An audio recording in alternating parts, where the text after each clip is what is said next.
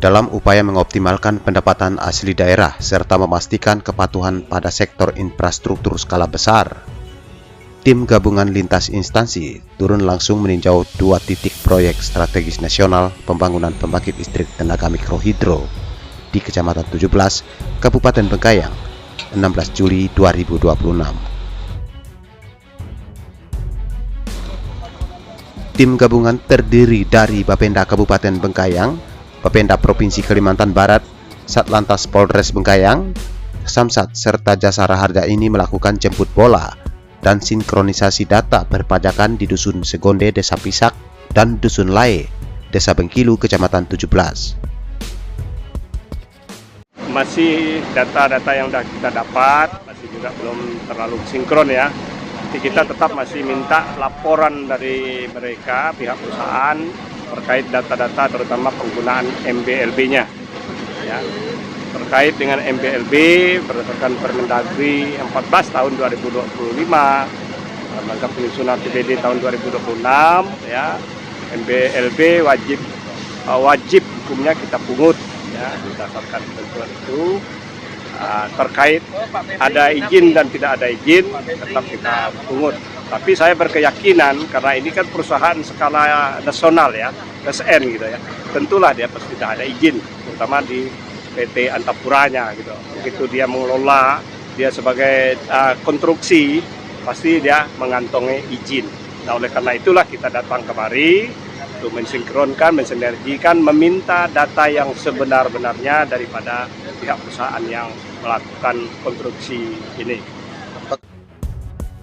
Peninjauan fokus pada penarikan data real potensi pajak, meliputi pajak mineral bukan logam dan batuan, pajak kendaraan bermotor, pajak alat berat, serta pajak air permukaan.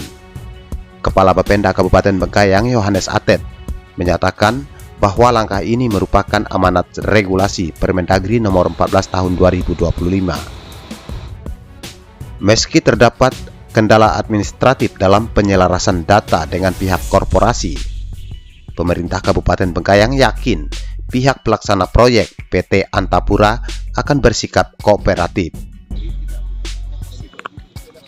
Senada dengan hal tersebut, Kepala UPT PPD Wilayah Singkawang, Rian Triadi, menegaskan pentingnya kontribusi real proyek terhadap fiskal daerah.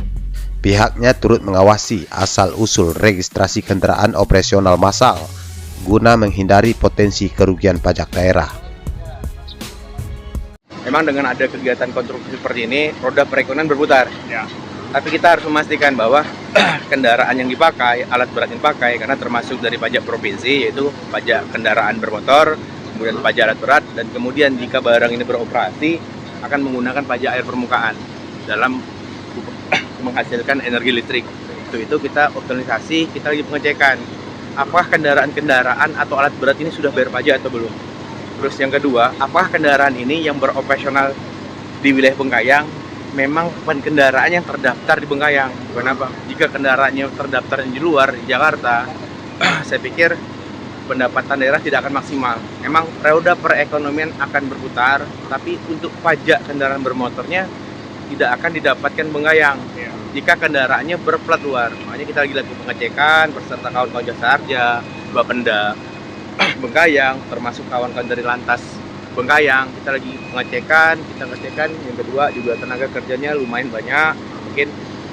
Mungkin tahap kedua Pak Ted ya. Setelah kami kumpulkan data, kita melihat lumayan banyak alat berat dan kendaraan bermotor, khususnya dump truck dan mixer. Kita akan pendataan cek untuk pendataan pulang kembali. Kalau hasil peninjauan sebelum kita ke lapangan, kita sudah diserahkan beberapa dokumen kendaraan dari PT Antapura karena ada 4 perusahaan berkecimpung dalam kegiatan di sini. Dari kegiatan pembebasan lahannya ya Pak Ted ya, kemudian dari outsource-nya, kemudian dari konstruktur pelaksananya. Kalau kita lihat kemarin secara kasat mata, mohon maaf nih karena kita belum hitung detail, itu ada sekitar 8 unit mixer dan ada sekitar ada 4 unit mixer dan 4 unit tronton dam. Dan sekitar ada 8 unit alat berat. Dengan pihak kelurahan ini terbuka bekerja sama, semisal kendaraannya emang sewa, saya harap sewanya pajaknya lunas, dan alat beratnya pun kalau sewa pajak alat berat juga dibayarkan, dan kami harapkan untuk setiap perusahaan yang beroperasional di Bengkayang diharapkan menggunakan kendaraan yang terdaftar di Bengkayang, karena akan bermanfaat bagi Kabupaten Bengkayang dengan diterimanya opsen pajak kendaraan bermotor. Menanggapi hal tersebut, juru bicara PT Antapura Jukian Jian menyambut baik upaya pemerintah daerah. Pihak perusahaan saat ini tengah aktif melakukan sinkronisasi dan seluruh dokumen perpajakan agar sesuai dengan ketentuan yang berlaku. Kalau dari pihak perusahaan kan sudah telah melakukan sinkronisasi data terkait dengan kewajiban perusahaan, Pak. Nah, jadi seperti kewajiban perusahaan terhadap pemerintah daerah terutamanya. Data seperti kendaraan pajak, ya pajak kendaraan, kemudian alat berat, ya. Lalu ada galian C, kemudian ada data pekerja juga, sama data pengguna air permukaan. Itu udah kita serahkan. Ya, tetap kita yang ada pasti kita kasih, Pak, untuk data. Pasti akan membayar ya? Akan membayar. Untuk durasi pekerjaan sekitaran 1 tahun lebih lah, Pak. Dimulai dari